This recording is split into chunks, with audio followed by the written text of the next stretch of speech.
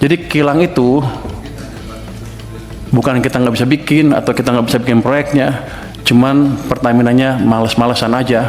Menkeu Purbaya buka-bukaan di Komisi 11 DPR soal borok Pertamina hingga efisiensi Danantara. Menteri Keuangan Purbaya Yudi Sadewa menyoroti kinerja PT Pertamina, Persero, yang dinilai tidak menepati janji pembangunan kilang minyak baru. Purbaya menyebutkan, hingga kini tidak ada satupun kilang baru yang terbangun.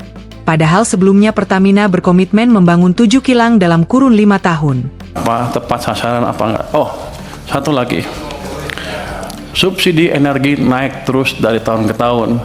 Energinya kan, Pak, kalau itu namanya BBM kan?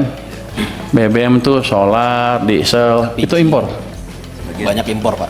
Kita banyak impornya sampai puluhan miliar dolar setahun. Sudah berapa tahun kita mengalami hal tersebut? Sudah puluhan tahun kan. Kita pernah bangun kilang baru nggak? Nggak pernah. Sejak itu sampai sekarang nggak pernah bangun kilang baru. Jadi nanti bapak-bapak kalau ibu-ibu ketemu Danantara lagi, minta Pertamina bangun kilang baru. Saya pernah, waktu saya di Maritim, saya pernah tekan mereka tahun 2018 untuk bangun kilang. Mereka janji mereka akan bangun 7 kilang baru dalam waktu 5 tahun. Sampai sekarang kan nggak ada satupun. Ujar Purbaya dalam rapat kerja bersama Komisi 11 DPR RI di Senayan, Jakarta, Selasa, 30 September 2025. Jadi Bapak tolong kontrol mereka juga. Dari saya kontrol, dari Bapak-Bapak juga kontrol, karena kita rugi besar. Karena kita impor dari mana? Dari Singapura. Minyak, produk minyaknya.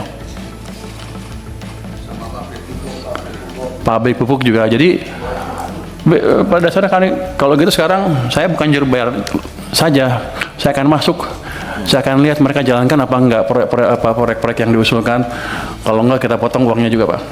Saya kan pengawas, saya ganti aja dirutnya. Artinya timbal balik. Jadi ini saya pikir masukan yang bagus sekali dari DPR.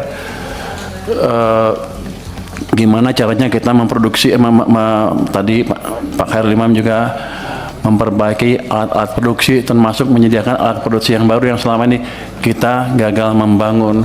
Jadi kilang itu bukan kita nggak bisa bikin atau kita nggak bisa bikin proyeknya, cuman Pertaminanya males-malesan aja. Selain persoalan kilang, Purbaya juga menanggapi pertanyaan anggota Dewan mengenai subsidi hingga efisiensi di perusahaan plat merah Danantara. Ia menegaskan selalu memantau proposal yang berkaitan dengan efisiensi maupun upaya pengurangan biaya. Saya monitor proposal-proposal di Danantara setiap ada yang berhubungan dengan efisiensi, pengurangan kos segala macam, saya akan main-main kalau bisa. Proposal juga nggak jelas-jelas amat. Jelasnya. Lebih lanjut, ia menilai ada kecenderungan pihak Danantara menjadikan forum rapat DPR sebagai ruang untuk menyampaikan keluhan kepada anggota Dewan, alih-alih langsung berkomunikasi dengannya. Kelihatan ini arena Anda diskusi dengan Danantara semalam dijadikan ajang curcol Danantara ke Anda untuk menekan saya. Enggak apa-apa.